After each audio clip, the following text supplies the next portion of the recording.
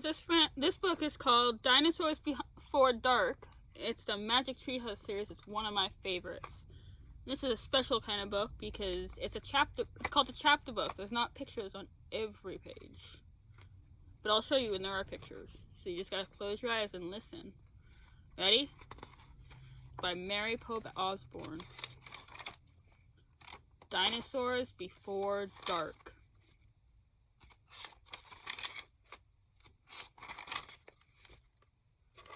Chapter 1.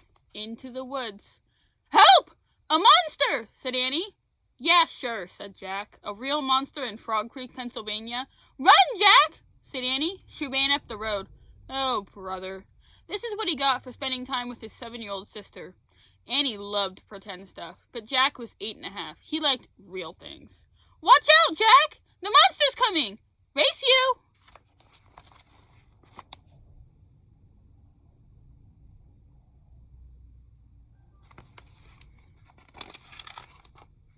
No thanks, said Jack. Annie raced alone into the woods. Jack looked at the sky. The sun was about to set. Come on, Annie, it's time to go home.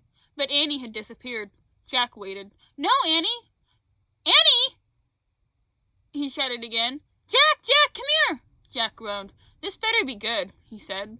Jack left the road and headed into the woods. The trees were lit with a golden late afternoon light. Come here! Called Annie.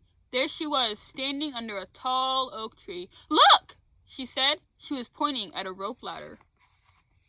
The longest rope ladder Jack had ever seen. Wow, he whispered. The ladder went all the way up to the top of the tree. There, at the top, was a treehouse. It was tucked between 2 branches. That must be the highest treehouse in the world, said Annie. Who built it? Asked Jack. I've never seen it before. I don't know, but I'm going up, said Annie. No, we don't know who it belongs to, said Jack. Just for a teeny minute, said Annie. She started up the ladder. Annie, come back! She kept climbing. Jack sighed. Annie, it's almost dark. We have to go home. Annie disappeared inside the treehouse. Annie! Jack waited a moment. He was about to call again when Annie poked her head out of the treehouse window. Books! She shouted. What? It's filled with books! Oh, man. Jack loved books. He pushed his glasses into place. He gripped the sides of the rope ladder, and up he went.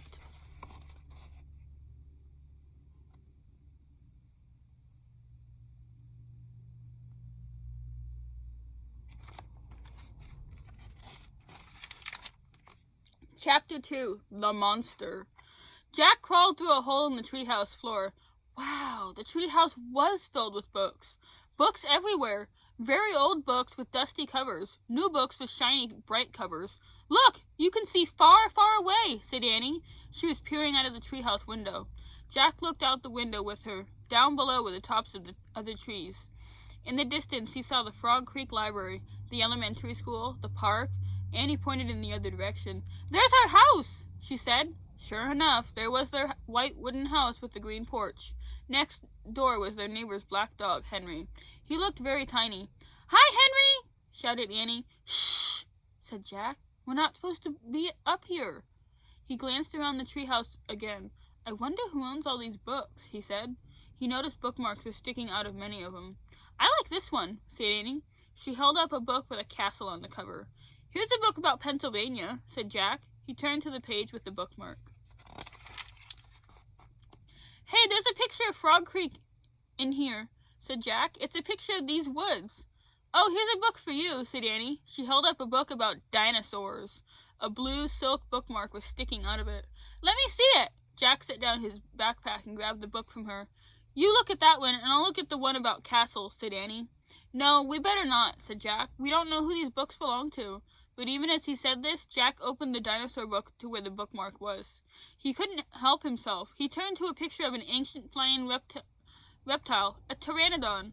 He touched the huge bat-like wings. Wow, whispered Jack. I wish I could see a pteranodon for real. Jack studied the picture of the odd-looking creature soaring through the sky. Ah! Screamed Annie. What? Said Jack. A monster! Annie cried. She pointed to the treehouse window. Stop pretending, Annie, said Jack. No, really, said Annie. Jack looked out the window. A giant creature was gliding above the treetops. He had a long, weird crest on the back of his head, a skinny beak, and huge bat-like wings. It was a real live pteranodon! The creature curved through the sky. He was coming straight toward the treehouse. It looked like a glider plane. The wind began to blow. The leaves trembled. Suddenly the creature soared up, high into the sky. Jack nearly fell out the window trying to see it. The wind picked up. It was whistling now. The treehouse started to spin. What's happening? Cried Jack. Get down! Shouted Annie.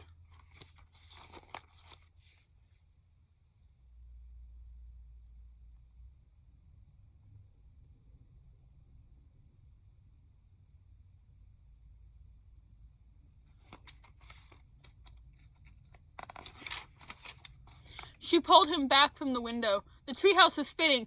Faster and faster! Jack squeezed his eyes shut. He held on to Annie. Then everything was still. Absolutely still. Jack opened his eyes. Sunlight slanted through the window. There was Annie. The books, his backpack. The treehouse was still high up in an oak tree, but it wasn't the same oak tree. Chapter 3. Where is here? Jack looked out the window. He looked down at the picture in the book. He looked back out the window. The world outside and the world in the picture, they were exactly the same. The pteranodon was soaring through the sky. This ground was covered in ferns and tall grass. There was a winding stream, a sloping hill, and volcanoes in the distance. Where are we? Stammered Jack. The pteranodon glided down to the base of the tree. The creature coasted to a stop and stood very still. What's happened to us? Said Annie.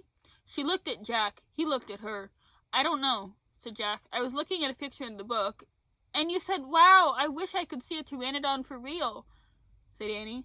Yeah, and then we saw one in the Frog Creek woods, said Jack. Yeah, and then the wind got loud, and the treehouse started spinning, and said Annie. And we landed here, said Jack. And we landed here, said Annie. So that means, said Jack. So that means what? Said Annie. Nothing, said Jack. He shook his head. None of this can be real. Annie looked out the window again. But he's real, she said. He's very real. Jack looked out the window with her. The pteranodon was standing at the base of the oak tree. Like a guard, his giant wings were spread out on either side of him. Hi! Annie shouted. Shh, said Jack. We're not supposed to be here. But where is here? Said Annie. I don't know, said Jack. Hi! Annie called again to the creature. The pteranodon looked up at them. Where is here? Annie called down. You're nuts! He can't talk, said Jack. But maybe the book can tell us. Jack looked down at the picture. He read the words under the picture. This flying reptile lived in the Cretaceous period. It vanished 65 million years ago. No, impossible. They couldn't have landed in a time 65 million years ago. Jack, said Annie, he's nice. Nice? Yeah, I can tell. Let's go down and talk to him. Talk to him? Annie started down the rope ladder. Hey! Shouted Jack, but Annie kept going. Are you crazy? Jack called. Annie dropped to the ground. She stepped boldly up to the ancient creature.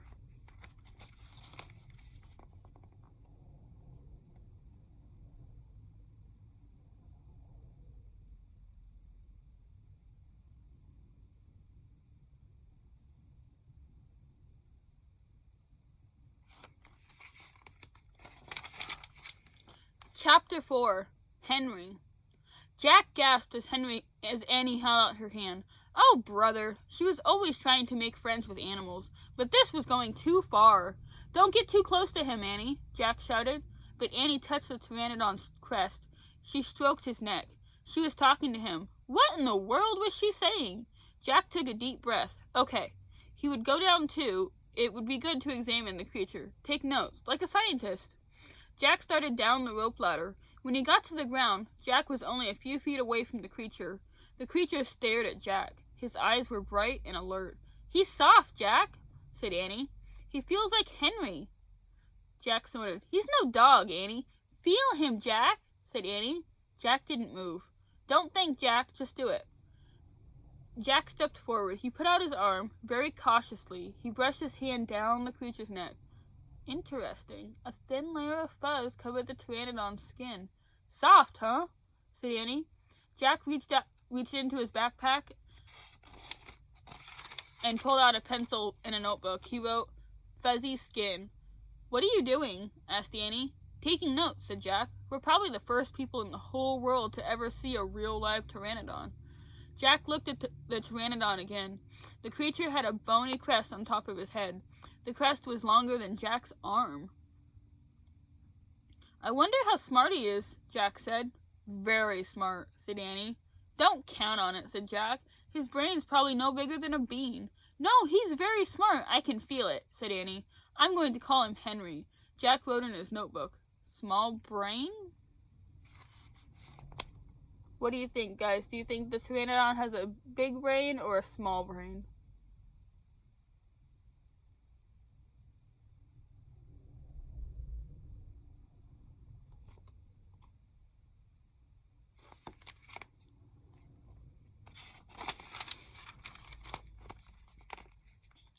Jack looked at the creature again. "Maybe he's a mutant," he said. The creature tilted his head. Annie laughed. "He's no mutant, Jack." "Well, what's he doing here then? Where is this place?" said Jack. Annie leaned close to the pteranodon. "Do you know where we are, Henry?" she asked softly. The creature fixed his eyes on Annie. His long jaws were opening and closing, like a giant pair of scissors. "Are you trying to talk to me, Henry?" asked Annie. "Forget it, Annie," Jack wrote in his notebook. "Mouth like scissors?" "Did we come to a time long ago, Henry?" asked Annie. "Is this a place from long ago?" Suddenly she gasped, "Jack!" He looked up. Annie was pointing up toward the hill. On top stood a huge dinosaur. Chapter 5. Gold in the Grass. "Go, go!" said Jack. He threw his notebook into his pack. He pushed Annie toward the rope ladder. "Bye, Henry," she said. "Go!" said Jack. He gave Annie a big push. "Quit it," she said. But she started up the ladder. Jack scrambled after her. They tumbled into the treehouse. They were panting. As they looked out the window at the dinosaur, he was standing on the hilltop, eating flowers off a tree. "Oh, man," whispered Jack. "We are in a long time ago." The dinosaur looked like a huge rhinoceros, only he had 3 horns instead of 1. 2 long ones above his eyes and 1 on his nose. He had a big shield-like thing behind his head. "Triceratops," said Jack. "Does he eat people?" whispered Annie. "I'll look it up." Jack grabbed the dinosaur book. He flipped through the pages. "There," he said. He pointed to a picture of a Triceratops. He read the caption. "The Triceratops lived in the late Cretaceous period. This plant-eating dinosaur weighed over 12,000 pounds. Jack slammed the book shut. "Just plants, no meat." "Let's go see him," said Annie. "Are you nuts?" said Jack. "Don't you want to take notes about him?" asked Annie. "We're probably the first people in the whole world to ever see a real live Triceratops." Jack sighed. She was right. "Let's go," he said. He shoved the dinosaur book into his pack. He slung it over his shoulder and started down the ladder. On the way down, Jack stopped. He called up to Annie. "Just promise you won't pet him." "I promise." "Promise you won't kiss him." "I promise." "Promise you won't talk to him." "I promise." "Promise you won't—" "Go, go," she said. Jack went. Annie followed. When they stepped off the ladder, the pteranodon gave them a kind look. Annie blew a kiss at him. "Be back soon, Henry," she said cheerfully. "Shh," said Jack, and he led the way through the ferns, slowly and carefully. When he reached the bottom of the hill, he kneeled behind a fat bush. Annie knelt beside him and started to speak. "Shh." Jack put his finger to his lips. Annie made a face. Jack peeked out at the Triceratops. The dinosaur was really big, bigger than a truck. He was eating the flowers off a magnolia tree. Jack slipped his notebook out of his pack. He wrote, "Eats flowers." Annie nudged him. Jack ignored her. He studied the Triceratops again. He wrote, "Eats slowly." Annie nudged him hard. Jack looked at her. Annie pointed to herself. She walked her fingers through the air. She pointed to the dinosaur. She smiled. Was she teasing? She waved at Jack. Jack started to grab her. She laughed and jumped away. She fell into the grass, in full view of the Triceratops. Get back! Whispered Jack. Too late. The big dinosaur had spotted Annie. He gazed down at her from the hilltop. Half a magnolia flower was sticking out of his mouth. Oops, said Annie. Get back! Jack shouted at her. He looks nice, Jack. Nice? Watch out for his horns, Annie. No, he's nice, Jack. Nice? But the Triceratops just gazed calmly down at Annie. Then he turned and loped away, down the side of the hill. Bye, said Annie. She turned back to Jack. See? Jack grunted, but he wrote in his notebook. Nice. Come on, let's look around some more, said Annie. As Jack started after Annie, he saw something glittering in the tall grass. He reached out and picked it up. A medallion. A gold medallion. What would a gold medallion be doing in the late Cretaceous period? Remember, this was 65 million years ago. And there's a letter on it. Do you see it? What letter is that?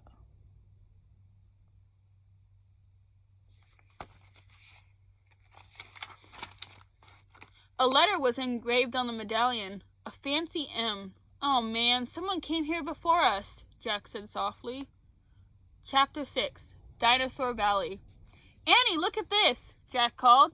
Look what I found. Annie had gone up to the hilltop. She was busy picking a flower from the magnolia tree. Annie, look! A medallion! But Annie wasn't paying attention to Jack. She was staring at something on the other side of the hill.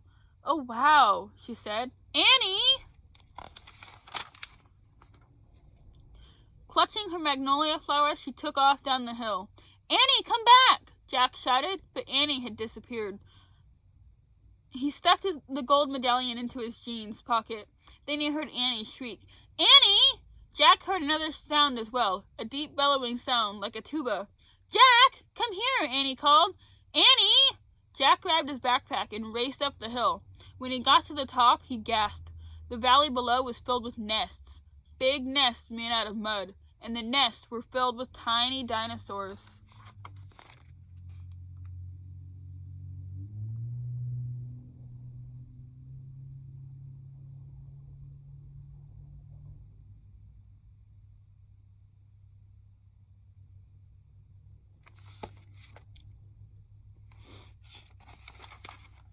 Annie was crouching next to one of the nests, and standing over her was a gigantic duck-billed dinosaur.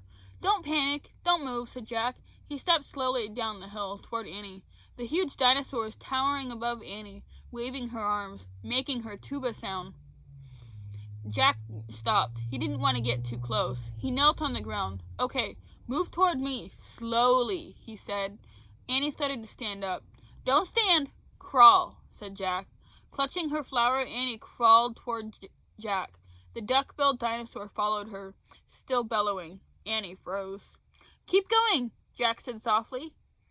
Annie started crawling again. Jack inched farther down the hill until he was just an arm's distance from Annie. He reached out and grabbed her hand. He pulled Annie toward him. Stay down, he said. He crouched next to her. Bow your head, pretend to chew. Chew? Yes, I read that's what you do if a mean dog comes at you. She's no dog, Jack, said Annie. Just chew, said Jack. Jack and Annie both bowed their heads and pretended to chew. Soon the dinosaur grew quiet. Jack raised his head. I don't think she's mad anymore, he said. Thanks, Jack, for saving me, said Annie. You have to use your brain, said Jack. You can't just go running to a nest of babies. There's always a mother nearby. Annie stood up. Annie! Too late. Annie held out her magnolia flower to the dinosaur. I'm sorry I made you worry about your babies, she said. The dinosaur moved closer to Annie. She grabbed the flower from her. She reached for another. No more, said Annie. The dinosaur let out a sad tuba sound. But there are more flowers up there, Annie said. She pointed to the top of the hill. I'll get you some. Annie hurried up the hill. The dinosaur waddled after her. Jack quickly examined the babies. Some were crawling out of their nests. Where were the other mothers? Jack took the dinosaur book. He flipped through the pages. He found a picture of some duck-billed dinosaurs. He read the caption. The Anatosauruses lived in colonies. While a few mothers babysat the nest, others hunted for food. So there must be more mothers close by. "Hey, Jack!" Annie called. Jack stood up. Annie was at the top of the hill, feeding magnolia flowers to the giant Anatosaurus. "She's nice too, Jack," Annie said, but suddenly the Anatosaurus made her terrible tuba sound. Annie crouched down and started to chew. The dinosaur barged down the hill. She seemed afraid of something. Jack put the book down on top of his pack. He hurried to Annie. "What do you think the dinosaur was afraid of?"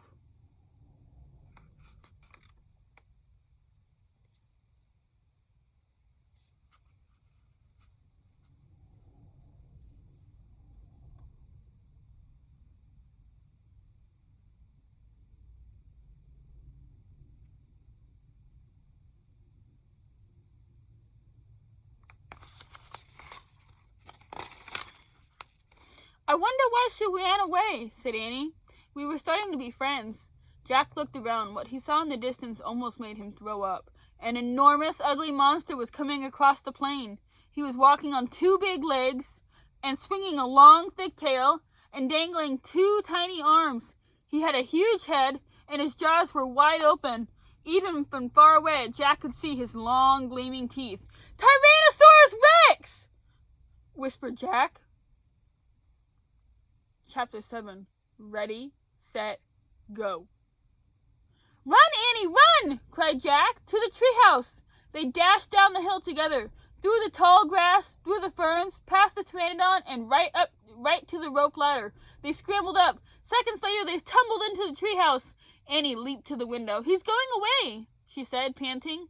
Jack pushed his glasses into place. He looked through the window with her. The Tyrannosaurus was wandering off, but then the monster stopped and turned. "Duck!" said Jack. The 2 of them hunched down. After a long moment, they raised their heads. They peeked out again. "Coast clear," said Jack. "Yay!" whispered Annie. "We have to get out of here," said Jack. "You made a wish before," said Annie. "I wish we could go back to Frog Creek," said Jack. Nothing happened. Wait, you were looking at a picture in the dinosaur book, remember?" "The dinosaur book?" Jack groaned. "Oh no, I left the book in my pack on the hill. I have to go back." "Oh, forget it," said Annie. "I can't," said Jack. "The book doesn't belong to us. Plus my notebook's in my pack, with all my notes." "Hurry," said Annie. Jack hurried down the rope ladder. He leaped to the ground. He raced past the pteranodon, through the ferns, through the tall grass, and up the hill. He looked down. There was his pack. Lying on the ground, on top of it, was the dinosaur book. But now the valley below was filled with Anatosauruses, all standing guard around their nests. Where had they been? Did fear of the Tyrannosaurus send them home? Jack took a deep breath.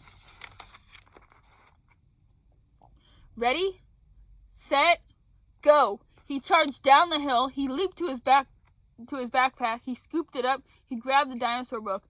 A terrible tuba sound. Another. All the Anatosauruses were bellowing at him. Jack took off. He raced up the hilltop. He started down the hill. He stopped. The Tyrannosaurus Rex was back, and he was standing between Jack and the treehouse.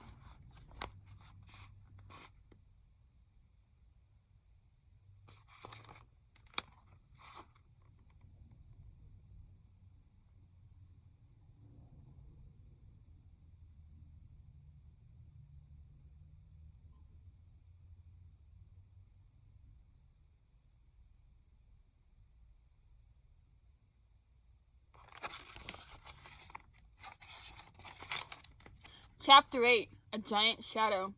Jack jumped behind the magnolia tree. His heart was beating so fast he could hardly think. He peeked out at a giant monster. The horrible-looking creature was opening and closing his huge jaws. His teeth were as big as steak knives. Don't panic. Think. Jack peered down at the valley. Good. The duck-billed dinosaurs were sticking close to their nests. Jack looked back at the Tyrannosaurus. Good. The monster still didn't seem to know he was there.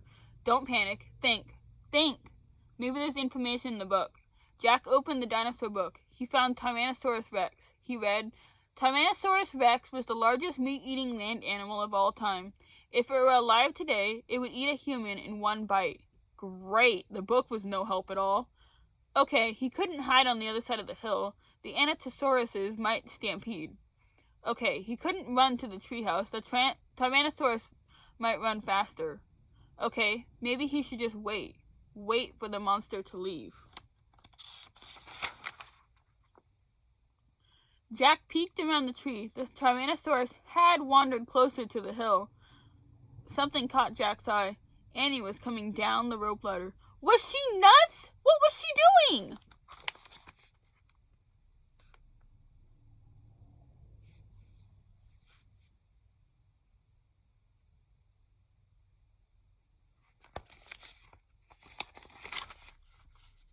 Jack watched Annie hop off the ladder. She went straight to the Pteranodon. She was talking to him. She was flapping her arms. She pointed at Jack, at the sky, at the treehouse. She was nuts! Go! Go! Back up the tree! Jack whispered. Go! Suddenly, Jack heard a roar. The Tyrannosaurus Rex was looking in his direction. Jack hit the ground. The Tyrannosaurus Rex was coming toward the hill. Jack felt the ground shaking. Should he run? Crawl back into the Dinosaur Valley? Climb the magnolia tree? Just then, a giant shadow covered Jack. He looked up. The Pteranodon was gliding overhead. The giant creature sailed down toward the top of the hill. He was coming straight for Jack. Chapter 9. The Amazing Ride. The Pteranodon coasted down to the ground. He stared at Jack with his bright, alert eyes. What was Jack supposed to do? Climb on? But I'm too heavy, thought Jack. Don't think, just do it. Jack looked at the Tyrannosaurus. He was starting up the hill. His giant teeth were flashing in the sunlight. Okay, don't think, just do it. Jack put his book in his pack. Then he eased down onto the Pteranodon's back. He held on tightly. The creature moved forward. He spread out his wings and lifted off the ground. They teetered this way, then that. Jack nearly fell off. The Pteranodon steadied himself, then rose into the sky. Jack looked down. Jack looked down. The Tyrannosaurus was chomping the air and staring up at him. The Pteranodon glided away. He sailed over the hilltop. He circled over the valley, over all the nests filled with babies, over all the giant duck-billed dinosaurs. Then the Pteranodon soared out over the plain, over the Triceratops who was grazing in the high grass. It was amazing. It was a miracle. Jack felt like a bird, as light as a feather. The wind was rushing through his hair. The air smelled sweet and fresh. He whooped. He laughed. Jack couldn't believe it. He was riding on the back of an ancient flying reptile.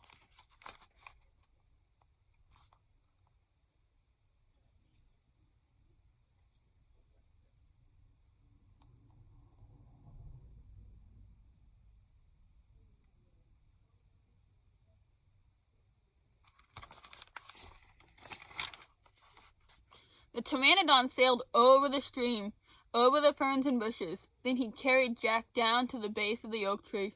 When they came to a stop, Jack slid off the creature's back and landed on the ground. Then the Pteranodon took off again and glided into the sky. Bye, Henry, whispered Jack. Are you okay? Annie shouted from the treehouse. Jack pushed his glasses into place. He kept staring up at the Pteranodon. Jack, are you okay? Annie called.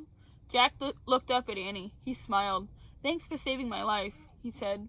That was really fun. Climb up, said Annie. Jack tried to stand. His legs were wobbly. He felt a bit dizzy. Hurry, shouted Annie. He's coming! Jack looked around. The Tyrannosaurus was heading straight toward him.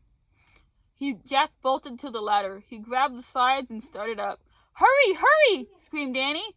Jack scrambled up into the treehouse. He's coming toward the tree, Annie cried. Suddenly something slammed against the oak tree. The treehouse shook like a leaf. Jack and Annie tumbled into the books. Make a wish! Cried Annie. We need the book, the one with the picture of Frog Creek, said Jack. Where is it? He pushed some books aside. He had to find that book about Pennsylvania. There it was! He grabbed it and tore through it, looking for the photograph of the Frog Creek woods. He found it. Jack pointed to the picture. I wish we could go home, he shouted. The wind began to moan, softly at first. Hurry, Jack yelled. The wind picked up. It was whistling now. The treehouse started to spin. It spun faster and faster. Jack closed his eyes. He held on tightly to Annie. Then everything was still. Absolutely still. Chapter 10. Home Before Dark.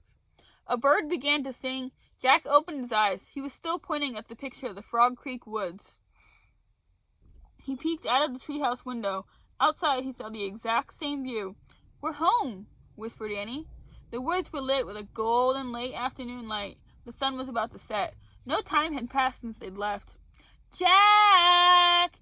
Annie!" a voice called from the distance. "That's Mom," said Annie, pointing. Jack saw their mother far away. She was standing in front of their house. She looked very tiny.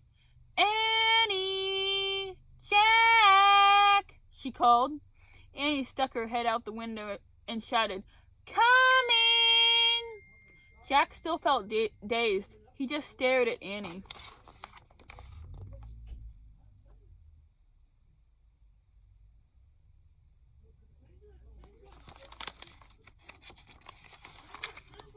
"What happened to us?" he said. "We took a trip in a magic treehouse," said Annie simply. "But it's the same time as when we left," said Jack. Annie shrugged. "And how did it take us so far away?" said Jack. "And so long ago?" "You just looked at a book and said you wished we could go there," said Annie. "And the magic treehouse took us there." "But how?" said Jack. "And who built this magic treehouse? Who put all these books here?" "A magic person, I guess," said Annie. "A magic person? Oh, look," said Jack. "I almost forgot about this." He reached into his pocket and pulled out the gold medallion. "Someone lost this back there, in Dinosaur Land. Look, there's a letter M on it." Annie's eyes got round. "You think M stands for magic person?" she said. "I don't know," said Jack. "I just know someone went to that place before us." "Jack! Annie!" came the distant cry again. Annie poked her head out the window. "Coming!" she shouted. Jack put the gold medallion back in his pocket. He pulled the dinosaur book out of his pack and put it back with all the other books.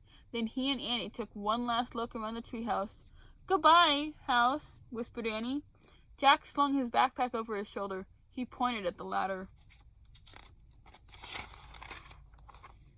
Annie started down. Jack followed. Seconds later, they hopped onto the ground and started walking out of the woods. "No one's going to believe our story," said Jack. "So let's not tell anyone," said Annie. "Dad won't believe it," said Jack. "He'll say it was a dream," said Annie. "Mom won't believe it," said Jack. "She'll say it was pretend," said Annie. "My teacher won't believe it," said Jack. "She'll say you're nuts," said Annie. "We better not tell anyone," said Jack. "I already said that," said Annie. Jack sighed. "I think I'm starting to not believe it myself," he said. They left the woods and started up the road toward their house. As they walked past all the houses on their street, the trip to Dinosaur Time did seem more and more like a dream. Only this world and this time seemed real. Jack reached into his pocket. He clasped the gold medallion.